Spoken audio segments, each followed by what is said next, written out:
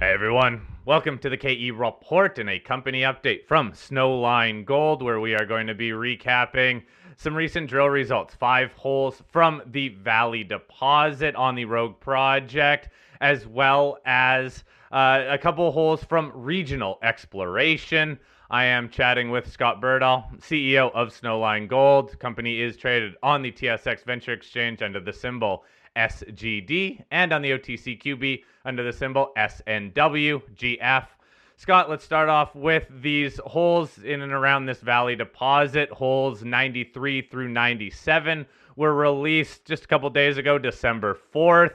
Look, overall, all of these holes hit long widths of over 100 meters, some well over 100 meters, and all the holes came in pretty much over a gram per ton gold. So across the board, look, it's something we talk about time and time again, is the consistency of these results from Valley. Pointing to figure 1, though, this shows the location of the drill holes. Scott, any holes that are, let's say, more important from this release that we should be noting? Well, I think they're all fairly important.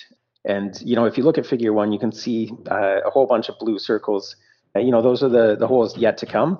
And you can see they're kind of concentrated along from the northwest, around the northeast, and down to the southeast margins of the deposit. So, really the open edges that we've been chasing here. And so I think at this point, it's a story of incremental gains, but potentially, a nice cumulative impact of those gains. And so we'll see how it all shakes out. But each one of these is, a hole like, say, 97. That's in a nice location in terms of pushing things up to the northwest. It's 101 meters at 1.1 grams. So, that's nothing to write home about in its own right. I mean, it's a great hole. But, compared to what we've seen coming out of the heart of the Valley system, that's, almost a duster. But still, that's good mineralization over good distance, as you mentioned. And it's continuing to push the envelope of where we know this mineralization to be. And so, incremental gains like that over that big of a circumference around the system, it could really do a lot for us. So we're excited by that. We're excited to see how these results keep trickling in. And like you say, we're excited about the consistency too. Like, yeah, a gram over 100 meters is certainly nothing to shake a stick at either. So, getting those kind of holes from the edges of where we're testing is great, honestly. And, for that table one, just on the front page of the release, I'd been kind of cherry picking our very highest grades, and then we just kind of realized, like, wait a minute, all of these are great holes, even if they don't shine up, hold the light against the best holes from the core of the system. Like, it's still a fantastic result to be getting. And so just kind of threw everything into the highlight table because really everything belongs there. So a lot of these drill results too, it's all about upgrading the initial resource. That initial resource came out at over 7.3 million ounces, a little bit more in the indicated category than the inferred, but still over 3 million ounces in the inferred category. When it comes to comparing these holes to the resource, what are you seeing? Yeah, we're seeing above and below, like about what you'd expect, but occasionally, we've seen some good high-flying holes like 96. So that's great to see. When you drill a deposit, like any good set of drill results, I guess, there's always the risk that when you go back in and, find more information, that, it falls apart. That you drilled it, whatever spacing is called 100 meters or something, and you go to 50, and, it turns out you're just drilling the high parts of a periodic 100-meter system or something like that. And so, I even had shareholders kind of saying, like, okay, Valley's done. Like, it looks great. Don't touch it. Like, let's not let this fall apart. But of course, we want to progress things quickly and efficiently and really show what's there. And so not only is it not falling apart with these infill holes, but in cases we're seeing some of our best holes, like, holes that are better than what we would have thought to be there from the holes around it. So that's been really encouraging. And worst case scenario, I think we just upgrade a whole bunch of inferred into indicated. Like you said, it's already more than half indicated already. And so, it's a pretty comfortable starting spot if, we're already dealing with a nice size resource, good grades. And, if the drill program does nothing else besides just upgrading a whole bunch, then, that puts us in a very good spot. But like we just talked about, I think there's a lot more potential upside with, building on the edges of the system and what we're seeing. So we'll see how it all shakes out when we get all the results in and incorporate them and, rerun things and see where all the dust settles. But yeah, I'm pretty optimistic about what we're seeing around the edges there. So also looking at figure 1, now focus more on those light blue dots. As you said, pending results from this year's program, they're all around this deposit. Literally north, west, east, south. We're seeing some bigger step outs all over. So what should we be looking for? Some of these other holes that seems like they're testing even outside of some of the current resource boundaries. Well, yeah, they go kind of in and out. And so the current resource, like there are two things. There's sort of the modeled inventory of mineralization, and then the resource is defined by that pit shell that cuts through it. And you can see that in like figures 2 and 3, like the cross sections. So you can see that, the cloud of mineralization is the colorful blocks, and that goes beyond the pit. And so certainly, we have holes that are outside of that cloud, and and then we have other holes that are within that cloud of what we've modeled so far, but outside of the pit, and some holes that are, tagging into good amounts of mineralization that are beyond that too. So actually, if you look at figure 3, you can see hole 95 basically skirts the edge of what's even modeled at this point. So not only is it giving us information there where we didn't have information, and you can see like a nice, the first kind of higher grade intersection in hole 95 comes in an area where it's modeled as quite low grade. So that's really good to see. But then, using that hole 95 and the other holes around it, we can then push the model further and, push our estimation further, given the appropriate constraints around the consistency of the deposit and that kind of a thing. So yeah, this is all really good information to be getting. All right, still a lot of drill results to come then. I think over 15,000 meters still to be released, so much more for us to talk about. And everyone, please send me any questions you have regarding any of this drilling in and around the Valley deposit. Let's talk about some of the regional holes here. We had just a handful of holes released from the Sydney and Jupiter targets. These are on the Cynthia and Einarson projects, respectively.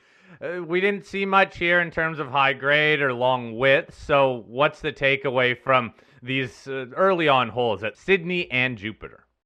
Yeah, so basically two takeaways from the two different targets. For Sydney, Sydney was a nice field discovery towards the end of last season, just, totally unobserved, previously unsampled, exposed intrusion with these high density sheeted veins over a large area. And, we went out there and even found some visible gold coming out of the veins on surface. And so, pretty optimistic picture and looked like pretty low hanging fruit. It's clearly a mineralized system, and these holes, tested that low hanging fruit picture. And so, okay, the fruit isn't quite what we thought it is there. So that's why we explore. Hard to make these discoveries, but at the same time, it doesn't kill it either. It certainly sets it back in terms of our prioritization, given that the low-hanging fruit theory doesn't really hold. Are there other fruit on the tree? And, we're seeing differences in the elemental ratios, particularly, higher amounts of arsenic than we see at Valley, where it's just conspicuously low. And so, looking back at the model and what we've learned about the model since, does this tell us anything about distance to maybe a better source for that vein density? Like the fact that you have that many veins shows that there are a lot of fluids going through, and the fact that they do have gold in them shows that, okay, it's fertile. There's a high volume of fertile fluids move through here. And so, we certainly have some thinking to do on that target. I don't think we're going to rush out and drill it right away unless that thinking brings us some kind of a breakthrough. But nonetheless, high volumes of mineralized fluid is exactly what we're looking for out there. And so if we can find something, like a gradient in those veins where the ratios are pointing us in the right direction, and we might see a hotter spot like we see at Valley, where you have the confluence of high-grade veins and high density of those high-grade veins, then of course we want to keep looking for it. But in the meantime, we have so many targets popping out of the woodworks out there that there's still a lot more to test, a lot more low-hanging fruit to go at before starting to revisit something like that. Not to say it couldn't happen. Like I say, if somebody thinks of something very clever, we could easily put a fourth and fifth hole into there. But there seem to be a lot more higher priority targets as a result of those first results. On Jupiter, it's a bit of a different story. Holes 26 and 27 were more of a step. They're the furthest southeast from the same collar site, farthest to the southeast that we've drilled there to date. And so in kind of our story of taking some aggressive swings on aggressive step outs, and those obviously don't always connect, but it really doesn't change the narrative much for Jupiter itself, where it's also an orogenic system too. And so you can miss in the middle of an orogenic system. So there's more to figure out there, and I think that the team has figured out some really interesting aspects of the structural controls and so on Jupiter. So yeah, that one remains ongoing. There's still a lot of results from Jupiter to come this season. It's an orogenic system, so it's a different beast than what we're exploring for at Valley. And we're obviously pretty excited by Valley and by the type of system that that we think we can find around Valley if we can find more than that cluster of intrusions. So, we'll see where those results come in. We'll see how to approach that further. But certainly these are not condemning the results for Jupiter, just kind of run of the mill of what you occasionally get when you drill orogenic systems. You get good holes and bad holes. Let's talk about some of the other targets then from this regional program. You still have results to release from 4 different targets from just what's already been drilled, but what in your eyes are some of the highlight other targets that you've either drilled this year or you look forward to drilling next year? Well, so we've touched on Jupiter and Valley. We have results coming from both of those, still a fair bit, and then the others are Avalanche Creek, which is a Jupiter-like target, and Aurelius, which is a Valley-like target, or a reduced intrusion-related gold system target anyway. Although in that case, it's not like Valley where it outcrops on surface intact, and so that's a double-edged sword. It's great to have if there's a Valley-like system that's totally intact, that would be a wonderful thing to find. But on the other side, you've got to find it. And so part of the what's interesting about Aurelius is that the country rock shows some signs of mineralization as well. And so that's primarily what we hit. We hit a few dikes in the drilling there as well. And so we'll see how it holds together. We haven't had much luck with that at Valley, but the country rocks are different at Aurelius, where they're basically inert sedimentary rocks at Valley, whereas you have these volcanic rocks that could be even just more porous or chemically different as well. So we'll see if that has any impact on the ability of the country rock to host interesting mineralization. And then, next year there's, revisiting targets that we've learned a lot about. And I'm keen to explore some of these potentially intact systems further. Things like Gracie are on my radar for sure. I think we'll be focusing more on rogue area targets, but that's not to say that there's not a lot of interesting ground at Einarson, but just, the meters required to drill out, to like even Valley stage, like resource stage on an orogenic system, as we've seen in other camps can get way up there. And so if we can meaningfully learn and progress these projects, targets, we still will.